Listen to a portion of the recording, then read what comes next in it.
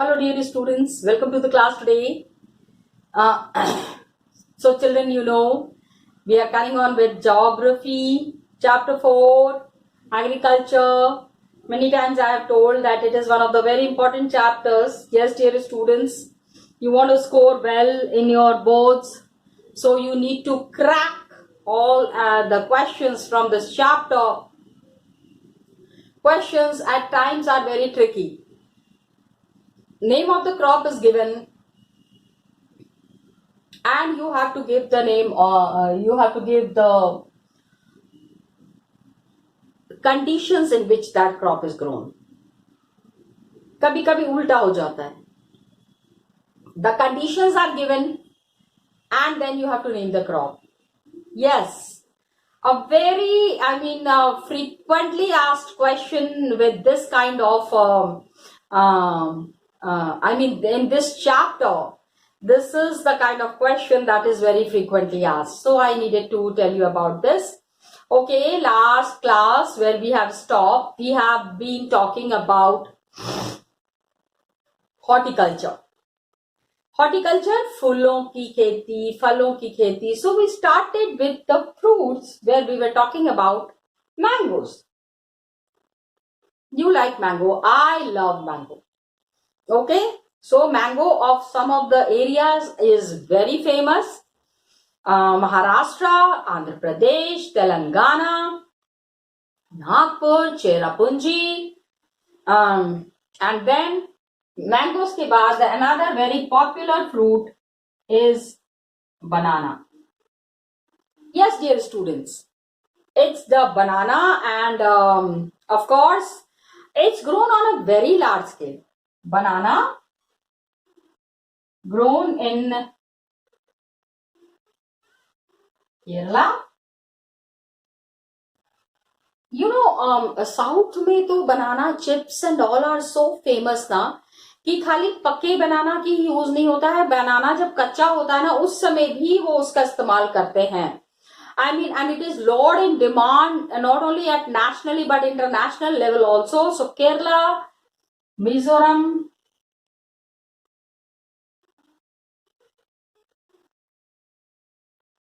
Maharashtra,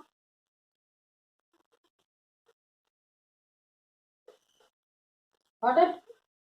All these places are important for banana plantation, and Tamil Nadu. I told you ना, the kind of खाली मीठे की बात नहीं है, खाली फलों की बात नहीं है, नमकीन भी बनता है. With this, that makes this crop one of the very important crops in all over the country and again at international level. तो अब जब हम हॉर्टिकल्चर के बारे में बात कर रहे हैं, हम फल के बारे में, फूल के बारे में, फलों के बारे में और सब्जियों के बारे में बात कर रहे हैं. So here we have the mangoes and the banana. और भी कोई फल है क्या? अरे भूल तो नहीं रहे हो भाई, सोच के देखो. Yes yes, think and tell. Yes yes, या हाँ, एक तो मुझे बहुत पसंद है, आई रियली लव इट, लेकिन बड़ा टाइम लगता है उसको खाने में, एंड दैट इज लीची. ओके, सो लीची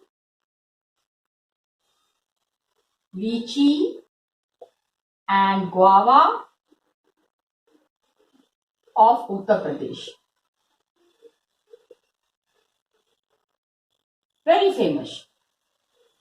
ठीक है, लीची बन रहा है. Litchi is there, guava is there of Uttar Pradesh. Uttar ज्यादातर ये जहां पे हो रहा है, and Bihar. Actually, guava of Maharashtra is also famous. There, what do they call guava? Guava को they call Peru. Yes, सोचो अलग अलग जगह पे एक ही फ्रूट का कितना अलग अलग तरीके का नाम हो सकता है. That is what was coming to my mind. Okay, then pineapples, very tasty fruit and very sweet and very nice. So pineapples कहाँ पे होते हैं? फेमस कहाँ पे होते हैं? होते तो बहुत जगह पे हैं, लेकिन जो फेमस है दैट इज मेघालय. देखो कितनी तरीके के फ्रूट्स हम ग्रो कर रहे हैं और कितना ज्यादा हमारी लाइफ इसके ऊपर डिपेंडेंट है. Then you have one more fruit very famous, grapes of Andhra, ठीक है। हाँ, अंगूर खट्टे हैं। When you don't get something ना, you say अंगूर ऊपर, वो there is one story ना, वो लोमड़ी वाली की, वो बहुत ऊपर रखे हुए हैं, खट्टे हैं। Okay, just on a lighter side, grapes of Andhra, Telangana and Maharashtra. Telangana and Maharashtra.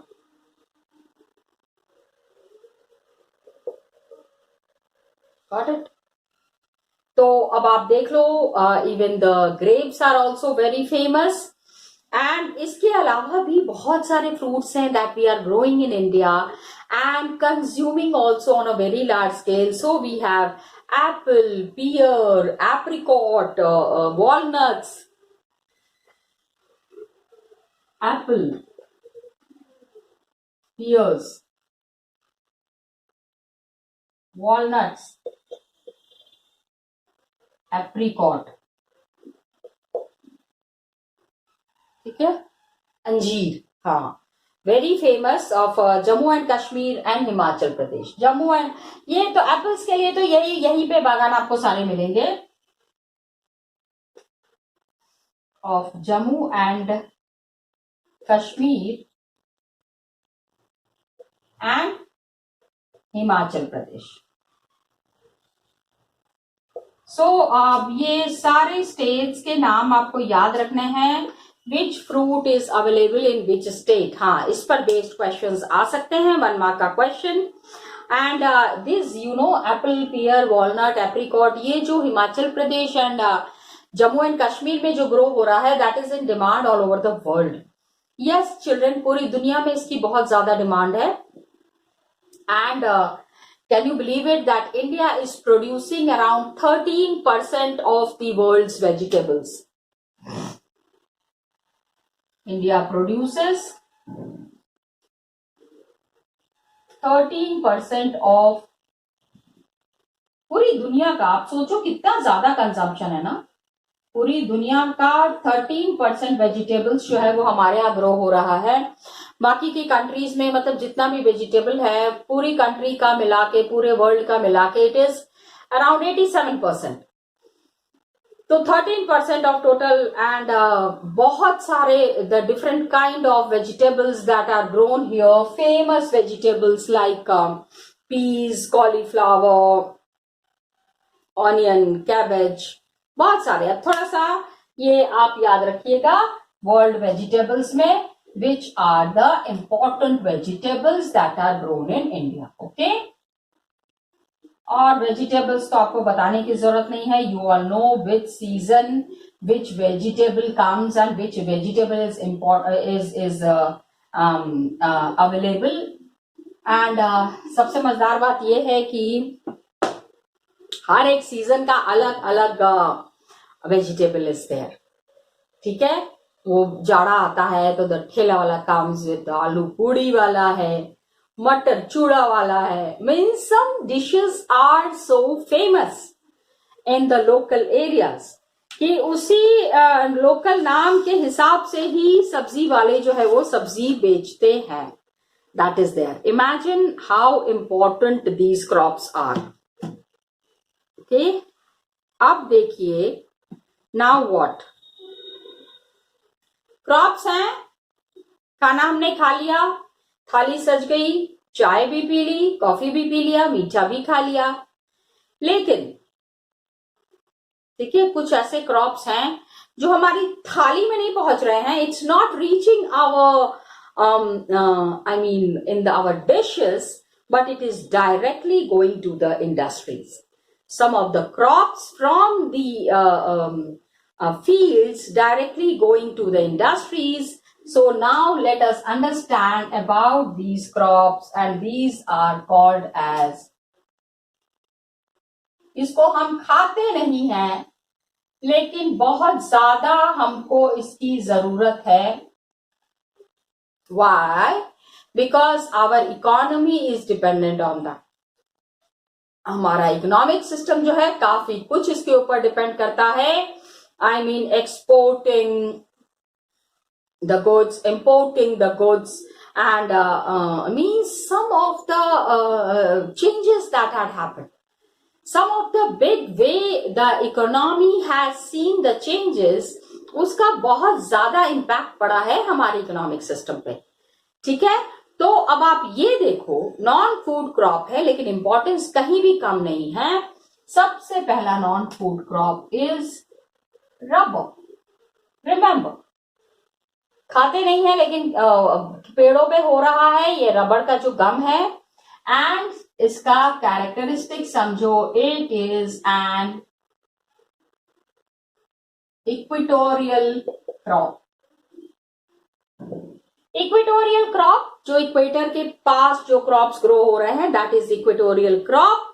लेकिन कुछ खास कंडीशंस में ही रबर होते हैं. ठीक है, but under special conditions. Got it?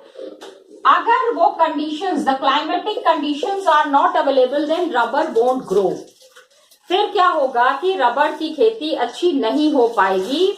And खाली इक्वेटर के पास की बात नहीं है, हमारे यहाँ पे जैसे कि in our country we have equatorial region. Equator के सबसे पास वाला जो एरिया है, that is the Deccan region, the south region, that is adjoining the equator.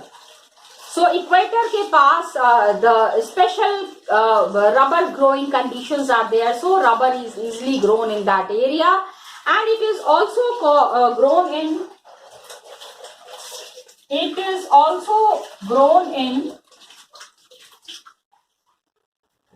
tropical and subtropical region. Got it? Tropical area में होता है, सब ट्रॉपिकल एरिया में भी होता है. एंड ट्रॉपिकल मतलब वी आर, हमारा जो कंट्री है, through our country the Tropic of Cancer passes. ये तो हमको पता है, we have already read it in class 9. Remember, yes, the situation of India on the world map. जब हम वर्ल्ड मैप देखते हैं तो ट्रॉपिक ऑफ कैंसर जो है बिल्कुल एमपी से होते हुए गुजरता है. And that is the place जहां पे कि we are having a complete tropical climate. So, खाली it is not only in the equatorial region but also in tropical and subtropical region that rubber is grown. सबसे अब देखो इसमें किस तरह का क्लाइमेट चाहिए. It requires moist and humid climate. It requires moist and humid climate. थोड़ा सा देखो, जैसे ह्यूमिडिटी है ना, that is needed. बहुत अच्छे से, काफी वो जो बहुत मॉइस्चर वाला जो मौसम होता है, that is very good for the rubber crops. Moist and humid climate with rainfall होनी चाहिए अच्छी वाली, काफी बारिश होनी चाहिए. ठीक है, rainfall of more than 200 cent, बहुत पानी चाहिए. Rainfall of more than 200 centimetre. 200 centimetre, yes, लेकिन that is the condition to grow this crop.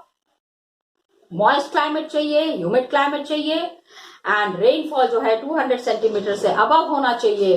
काफी पानी चाहिए, मीन्स काफी जहां बारिश होती है वहां पे you will be finding these rubber crops.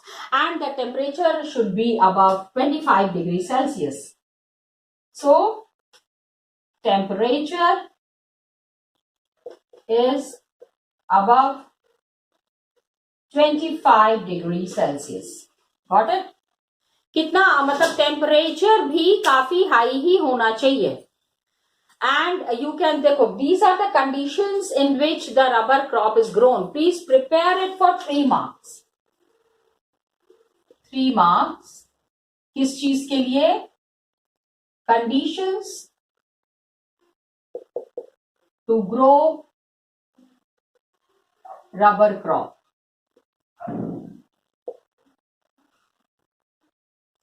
Rubber crop को ग्रो करने के लिए ये सारे कंडीशंस बहुत जरूरी हैं.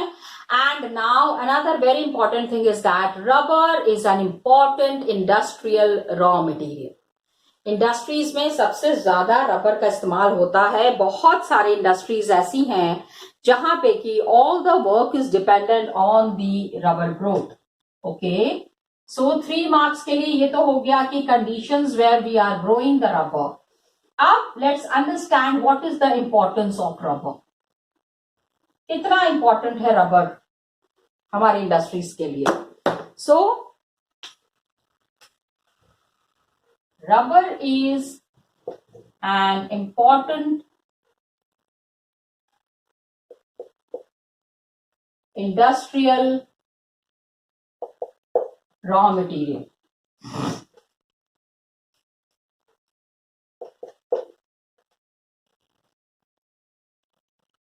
These raw material is used in heavy industries and small industries. कहां पे किस स्टेट्स में ये ग्रो कर रहा है, जहां पे ये ग्रो हो रहा है उसके पास के रीजन्स में you will be finding the rubber industries. So it is mainly grown in Kerala, Tamil Nadu, Karnataka, सारा साउथ में इक्वेटर के पास वाली जगह है. All the places that I am discussing, these all places are situated near the equator. इसलिए equatorial climate बहुत अच्छा रहता है, तो यहां पे रबर की खेती बहुत अच्छी हो रही है. It's grown on a very large scale. Got it. So states where rubber is grown, एकदम साउथ है, नॉर्थ में कहीं भी आपको रबर नहीं मिलेगा. केरला, तमिलनाडु, कर्नाटका, सबसे ज्यादा जो रबर हो रहा है that is, you will be amazed to know, वहां की major industries, the major industries situated in this region is rubber. कहां की बात कर रही हूं मैं? Andaman and Nicobar islands. Got it. Andaman and Nicobar islands and थोड़ा बहुत हिली रीजन जो है, Garo and Jaintia hills are there in Meghalaya. तो little bit of material you will find in Garo hills of Meghalaya. Got it. तो ये स्टेट्स के नाम आपको याद रखने हैं. इंडिया अभी 2010-11 का हमारे पास डेटा है जिसमें India rank 4th among the world's natural rubber producers. Data आपको ज्योग्राफी में इस चैप्टर में देना बहुत जरूरी है. इन 2010-11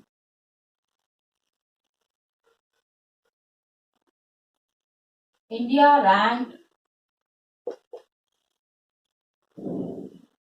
on 4th position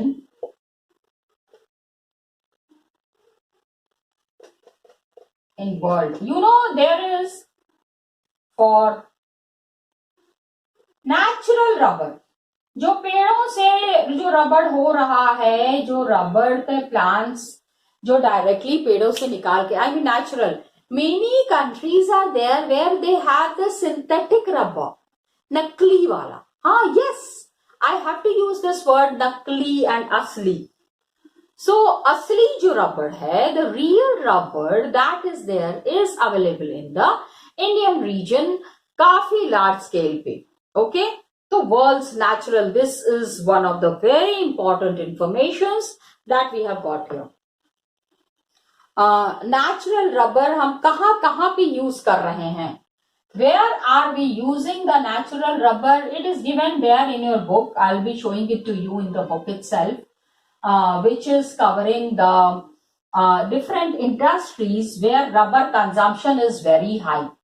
हमारे यहाँ की जो इंडस्ट्रीज हैं जहां पे कि काफी हाई लेवल पे on a very large scale rubber is being used. Okay, तो वो मैं आपको बुक में ही दिखाऊंगी. I show you the pie chart in the book itself. Okay, next important non food crop, खाते नहीं है लेकिन बहुत सारा पैसा आता है. Another non food crop is fibre crops. Fibre, जिसमें बहुत सारा रेशा होता है, ठीक है। अब इसमें क्या आ रहा है, cotton, jute, hemp and natural silk. Cotton, jute, hemp and natural silk. Silk का जो है ना बड़ी, can you believe it, Assam जो है जहां पे कि lot of bamboo is grown. Bamboo जो बहुत ज्यादा बैम्बू ग्रो करते हैं ना, can you believe it, bamboo silk भी बनता है। बैम्बू प्लांट से they make the silk also, which is very fine quality silk and for very rarest of the rare. बड़े पैसे वाले लोग ही इसको यूज कर सकते हैं। Anybody and everybody cannot use this silk. Got it? Because it's very expensive, because of its cost effect. Are you understanding? So that is there. अब क्या होता है, please understand, lot of silk, majorly these are the 4 fiber crops grown in India. Major fiber crops grown in India.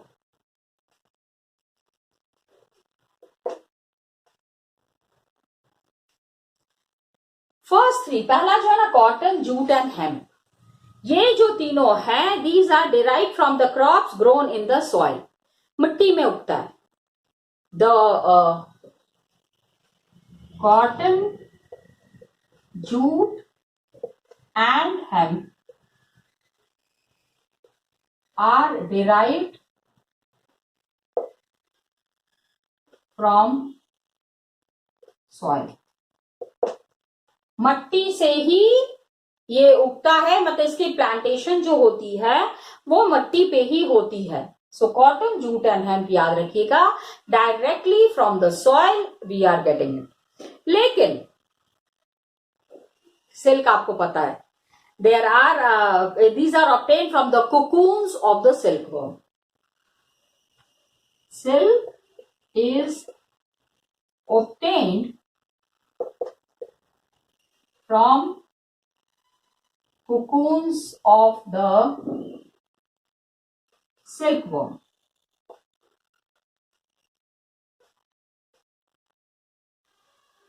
ठीक है, सिल्कवर्म्स का वो पूरा, it's a complete industry, big industry. Many people are dependent on the growing of silk, manufacturing of silk, please understand.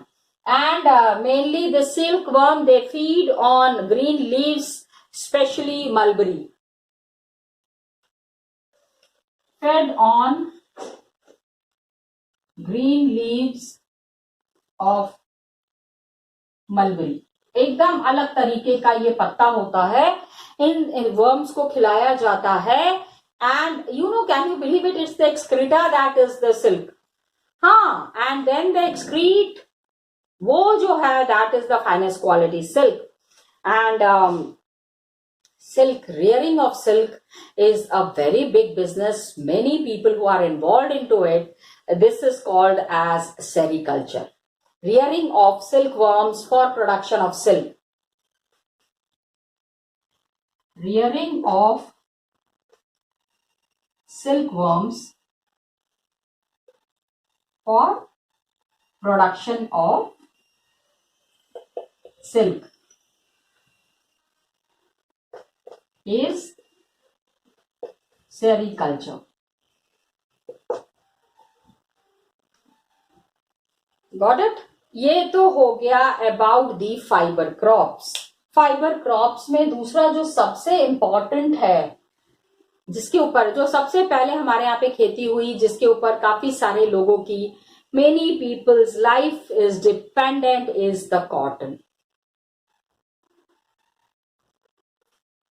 बहुत पहले जो कपड़े बनते थे वो सारे कॉटन के ही बनते थे। And these cotton clothes were somehow the way the people used to manufacture the clothes through these cotton. The one of the oldest fiber crops that we are talking about is cotton. ठीक है, and it is, ऐसा माना जाता है, please believe me children, the cotton plant, people say for the first time cotton has grown in India. It is for the first time grown in India.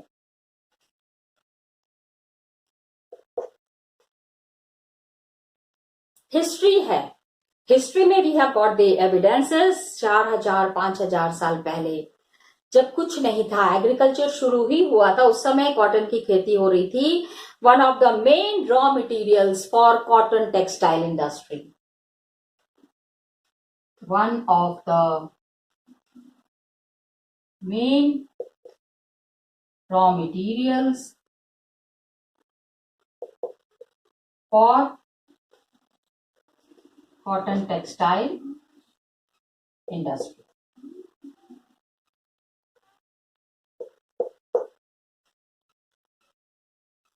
पूरा textile industry, cotton, ये सारा ये देख रहे हो, this is all cotton, pure cotton.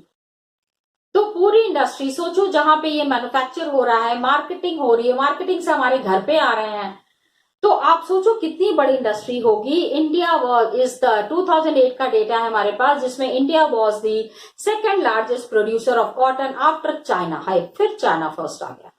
Okay, so in 2008 India was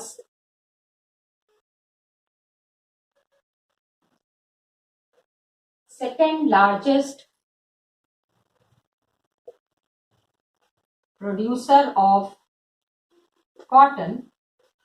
थोड़ा datas mention करना जरूरी है. आफ्टर चाइना, चाइना के बाद जहां सबसे ज्यादा cotton is produced was India. And कहां पे cotton grows well on the dryer part of black cotton soil of the Deccan plateau. इसमें क्या, अभी बारिश हो जाएगी तो कॉटन ऐसे ही खराब हो जाएगा. Cotton would be spoiled if it rains. तो आप समझ सकते हो कि रेन्स तो कितना हार्मफुल है. That's why it grows well in dryer parts of, it grows well in drier parts of black soil in Deccan Plateau. South में ही ये आपको इस तरह का ये प्लांट आपको मिलेगा, जहां पे कि बहुत ज्यादा बारिश नहीं हो रही है. ओके, आई टोल्ड यू, थोड़ी भी बारिश ज्यादा हो जाएगी तो कॉटन तो खत्म हो गया. Cotton is gone and cotton is required on a very large scale, क्योंकि हमारे यहाँ पे कॉटन इंडस्ट्रीज बहुत ज्यादा है. ओके, कॉटन के बारे में we need to be very sure. थोड़ा सा और मुझे एक्सप्लेन करना, I will be explaining it to you, will continuing in the next class children. Till then, just consumption of rubber I wanted to show you in the book. Come, let's see.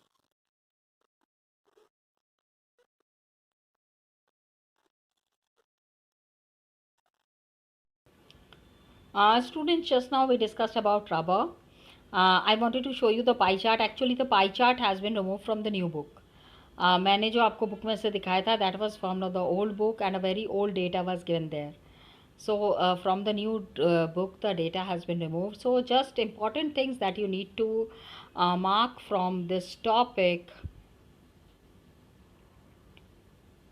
The climatic conditions required to grow jute. सबसे पहले तो इसको आप समझ लीजिए, रबड़, I am sorry, झूठ बोल रही हूँ, रबड़. And important industrial raw material है, कहाँ कहाँ पे ग्रो कर रहा है, you need to mention that also. Okay, then fibre crops में ये देखो, कॉटन क्रॉप्स का कितना सुंदर ये दिया हुआ है. So beautiful it is. अब सोचो, यही cotton one day we make a cloth out of, इसके कपड़े बन जाते हैं और पहनते हैं. बट देन कितना मुश्किल है, नहीं? It is so difficult to grow in agriculture. हम बहुत उसको आसान समझते हैं, लेकिन look at the kind of effort that the farmers have to put in, isn't it? So a very important thing, a very important thing to understand, a very smart thing to know about the cotton plants. Okay. और फिर हमने देखा कि ये cotton के बारे में I told you that we will be discussing more. हाँ, कहाँ पे है सर डेटा हमने डिस्कस किया था, लेकिन 2015 में भी the condition is the same. So just go through it once. We'll be discussing further in the next class. Till then, thank you so much and all the best to you.